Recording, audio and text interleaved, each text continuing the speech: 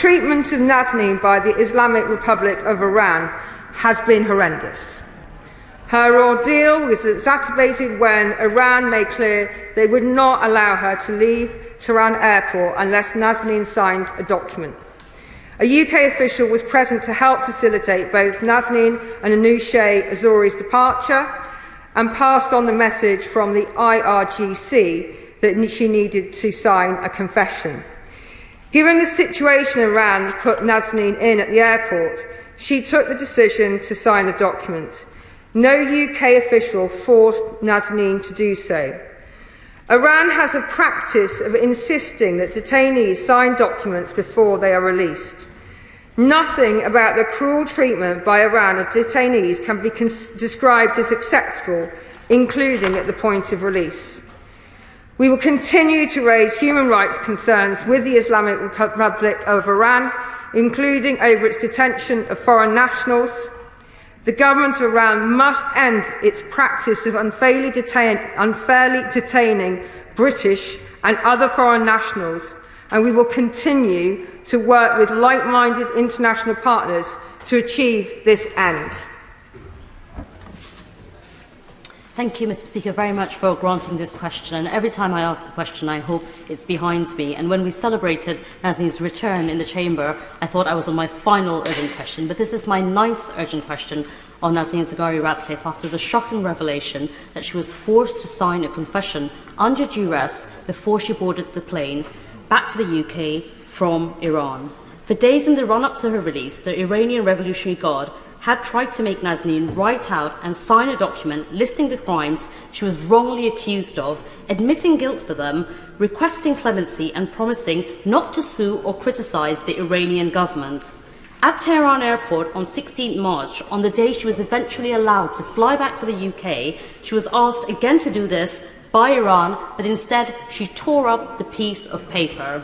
It was only when a UK official told her that she had to sign it if she was going to board the plane that was waiting to take her home that she finally caved and gave Iran what they wanted. Nazanin returned home, but the toll this took on my constituent after 6 years of detention is unimaginable and unacceptable, and I do not accept what the Minister is saying, that no one forced her. Nazanin knew she could not get on that plane if the UK official had told her she had to sign that document to board the plane.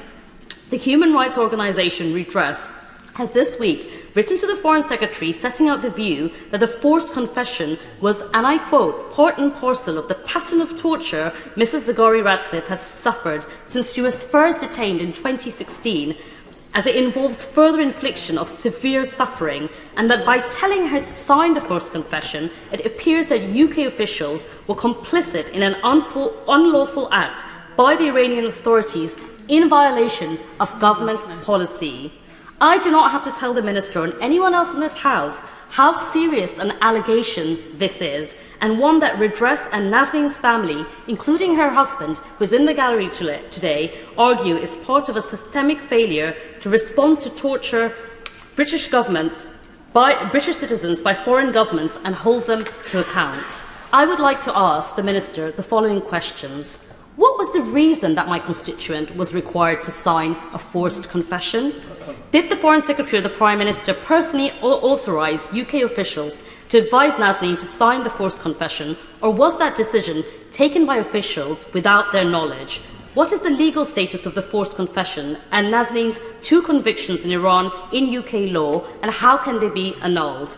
Is there any link between the UK's government's refusal to accompany Nazanin to her trial in 2021 and the forced confession? And finally, will the Minister acknowledge and denounce Nazanin's torture in Iran and commission an independent review of the UK's approach to torture of British citizens in Iran? Minister. As I said in my opening remarks, the Iranian authorities made clear at the airport that they would not allow Nazanin to leave unless she signed a document.